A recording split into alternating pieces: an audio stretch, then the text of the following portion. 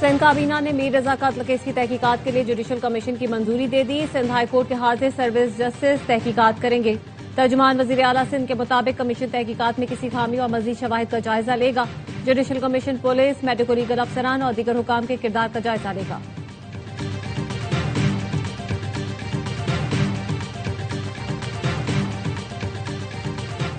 مقتول میر رضا کے اہل خانہ نے جوڈیشل کمیشن بنانے کی مخالفت کر دی۔ میر رضا کی بہن کا کہنا ہے ہم JIT کی طرف جائیں گے، پہلے بھی کہا تھا جوڈیشل کمیشن نہیں چاہتے، کل سندھ ہائی کورٹ میں JIT کے لیے درخواست دائر کریں گے۔ اور فیلڈ مارشل سید عاصم منیر کل تہران کا دورہ کریں گے۔ ترجمان ایرانی وزارت خارجہ اسماعیل وقائی کہتے ہیں فیلڈ مارشل ایرانی اعلیٰ حکام سے اہم ملاقاتوں میں علاقائی امن و سلامتی پر گفتگو کریں گے۔ دورے کا مقصد دو طرفہ تعاون کو مضبوط بنانا اور امن و سلامتی کے لیے پاکستان کی تعمیری کوششیں جاری رکھنا ہے۔ راولپنڈی کی ہنا جاوید قتل کیس میں ملزم شوہر اور ملازم کا 3 روزہ جسمانی ریمانڈ منظور۔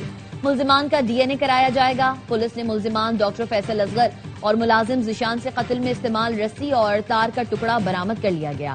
مرکزی ملزم ڈاکٹر فیصل اصغر کے والد کو بھی شامل تفتیش کیا گیا۔ 20 سالہ ملزم ذیشان نے قتل کی واردات کے دوران ہاتھ باندھے اور گلا بھی دبایا۔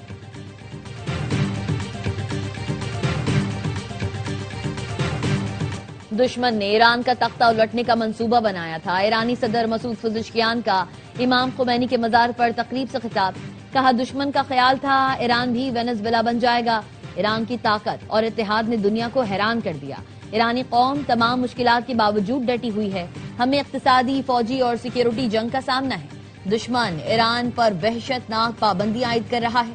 امریکہ مسلم ممالک پر ایران سے تجارت نہ کرنے کے لیے دباؤ ڈال رہا ہے۔ غیر منصفانہ جنگ کے باوجود عوام کی خدمت کرتے رہیں گے۔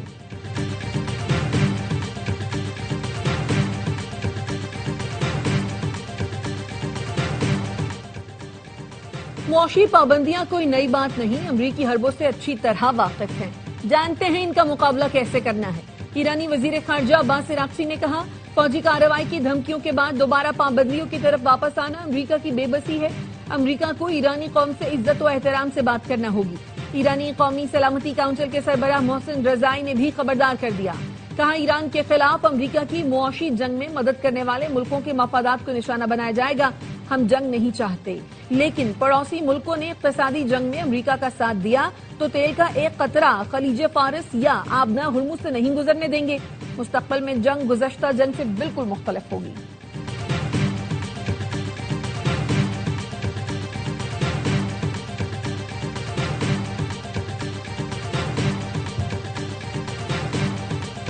امریکی صدر نے پھر آبنائے ہرمز کی ملکیت کا دعویٰ کر دیا۔ صدر ٹرمپ نے سوشل میڈیا پر آبنائے ہرمز کو نیا امریکی علاقہ قرار دینے والی تصویر پھر شیئر کر دی۔ صدر ٹرمپ نے 18 اگست کو بھی آبنائے ہرمز کو نیا امریکی علاقہ ظاہر کرنے والی تصویر پوسٹ کی تھی۔ صدر ٹرمپ نے 14 اگست کو خطاب میں آبنائے ہرمز کو جلد امریکی علاقہ قرار دینے کا اعلان کیا تھا۔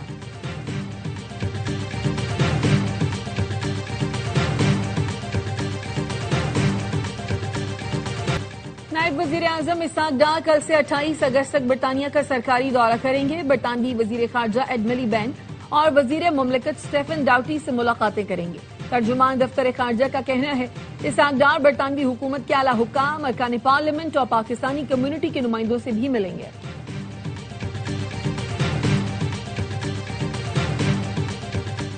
وزیر اعظم شہباز شریف کی جاتی عمرہ میں پارٹی صدر نواز شریف سے ملاقات، ملکی سیاسی صورتحال سمیت اہم امور پر گفتگو۔ ملاقات میں وزیر اعلیٰ مریم نواز بھی موجود تھیں۔ ملاقات کے بعد نون لیگ کا اعلیٰ سطح کا اجلاس، آزاد کشمیر کے نئے وزیر اعظم کے نام پر مشاورت کی گئی۔ شاہ غلام قادر اور طارق فاروق کے ناموں پر غور کیا گیا۔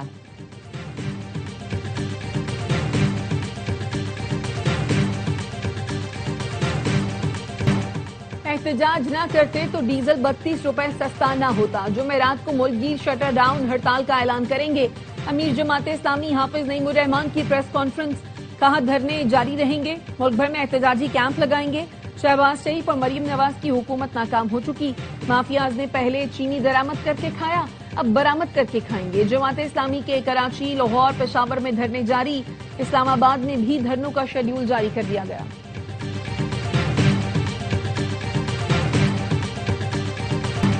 جماعت اسلامی کا احتجاج وفاق کے خلاف ہے، متاثر شہری ہو رہے ہیں۔ حافظ نعیم کو ٹکٹ دیتا ہوں، وزیر اعظم ہاؤس جا کر احتجاج کریں۔ جماعت اسلامی والے جماعتی ہیں، تبدیل نہیں ہوں گے۔ میئر کراچی مرتضی وہاب نے مخالفین پر تنقید کے تیر برسا دیے، کہا ایم کیو ایم کی حکمرانی سے پہلے یہ شہر ترقی کر رہا تھا، آپ نے کراچی والوں کو گٹ کے ماوے پر لگا دیا، قلم چھوڑ کر اسلحہ پکڑا دیا، شہر سے اب خطرہ اور خوف ختم ہو گیا تو یہ لوگ بٹوارہ چاہتے ہیں۔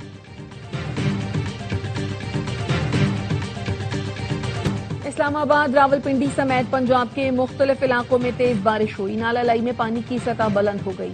کٹاریاں کے مقام پر پانی کی سطح 19 فیٹ ریکارڈ، سب سے زیادہ بارش سید پور میں 85 ملی میٹر ریکارڈ کی گئی۔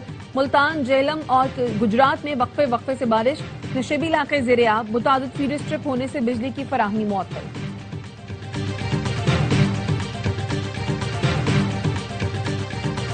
ملک بھر میں آٹے کی قیمتوں میں اضافہ، ایک ہفتے میں 20 کلو آٹے کا تھیلا 100 روپے تک مہنگا۔ ادارہ شماریات نے اعداد و شمار جاری کر دیے۔ اسلام آباد میں 20 کلو آٹے کا تھیلا 3133 تک پہنچ گیا۔ کوئٹہ میں 20 کلو آٹے کی قیمت 2700، پشاور میں 3100 روپے تک پہنچ گئی۔ کراچی میں 20 کلو آٹے کے تھیلے کی قیمت 3000 روپے تک پہنچ گئی۔ شہر قائد میں سبزیوں کی قیمتوں کو بھی پڑ لگ گئے۔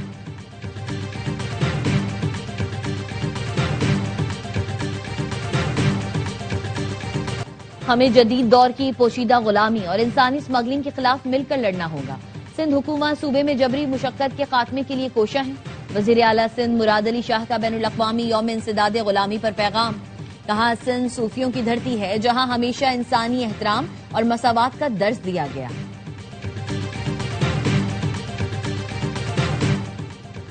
خاتون اول آصفہ بھٹو کا راولپنڈی میں ہنا جاوید کے مبینہ قتل پر دکھ کا اظہار، کہا پنجاب حکومت ہولناک جرم کی جامع تفتیش یقینی بنائے، قتل میں ملوث ملزمان کو انصاف کے کٹہرے میں لا کر قانون کے مطابق عبرتناک سزا دی جائے۔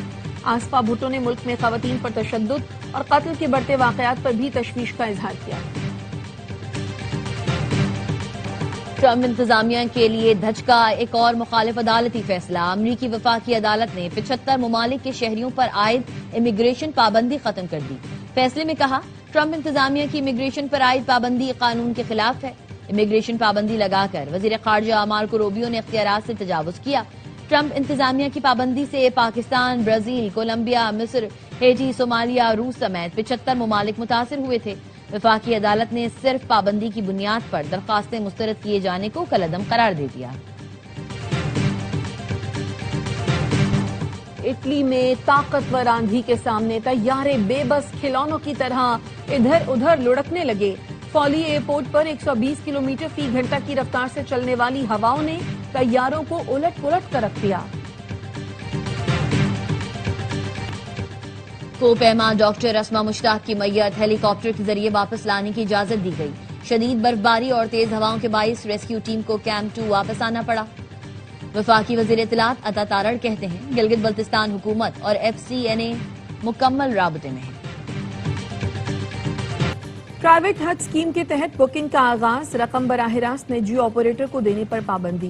پرائیویٹ حج کی بکنگ اور ادائیگی صرف پاک حج ایپ اور پورٹل سے قابل قبول ہوگی۔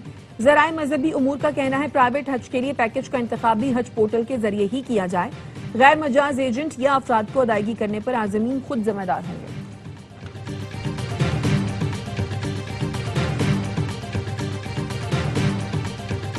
ایرانی ہیکرز کا برطانیہ کے چھوٹے پاور پلانٹ پر سائبر حملہ، 4 دن تک پلانٹ بند رہا۔ برطانوی اخبار ٹیلی گراف نے رپورٹ میں دعویٰ کیا پہلی بار کسی سائبر حملے کے ذریعے برطانیہ میں کسی بجلی گھر کو کامیابی سے بند کیا گیا۔ حکام نے سیکیورٹی وجوہات کے بنا پر پاور پلانٹ کا نام نہیں بتایا۔ رپورٹ میں بتایا گیا حملہ ایسے وقت میں کیا گیا جب گزشتہ ماہ امریکہ کی 12 ریاستوں میں پانی کی تنصیبات کو بھی سائبر حملوں کا نشانہ بنایا گیا تھا۔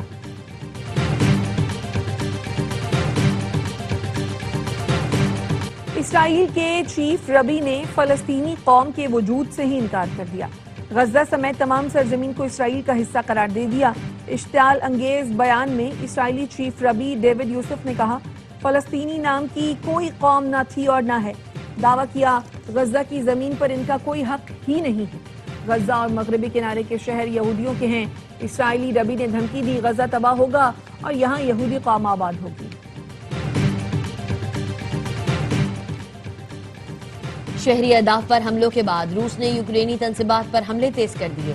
روسی صدر کا کہنا ہے کارروائیاں یوکرینی حملوں کے مقابلے میں کہیں زیادہ تباہ کن ثابت ہو رہی ہیں۔ ایک انٹرویو میں پیوٹن نے کہا روس کے جوابی حملوں سے پیدا ہونے والی لاجسٹک مشکلات کے باوجود بین الاقوامی منڈی میں اناج کی قلت پیدا ہونے کا امکان نہیں۔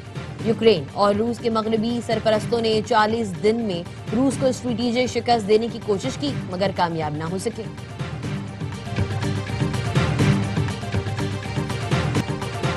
امریکہ اور کینیڈا کے درمیان پھر تجارتی جنگ چھڑ گئی۔ امریکہ کے 50% ٹیرف عائد کرنے پر کینیڈا نے بھی جوابی ٹیرف عائد کر دیا۔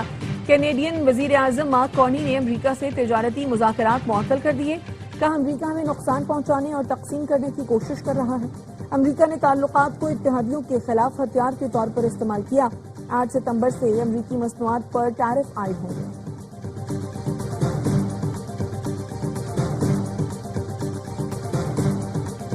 اور کیلاش قبیلے کا سالانہ مذہبی و ثقافتی تہوار کا آغاز۔ وادی ارمبور میں روایتی رسومات، رقص، موسیقی اور ثقافتی سرگرمیاں۔ ملکی اور غیر ملکی سیاحوں کی بڑی تعداد چترال پہنچ گئی۔ موسم گرما کے فصلوں کی کٹائی مکمل ہونے کی خوشی اور شکرانے کے طور پر یہ تہوار صدیوں سے منایا جاتا ہے۔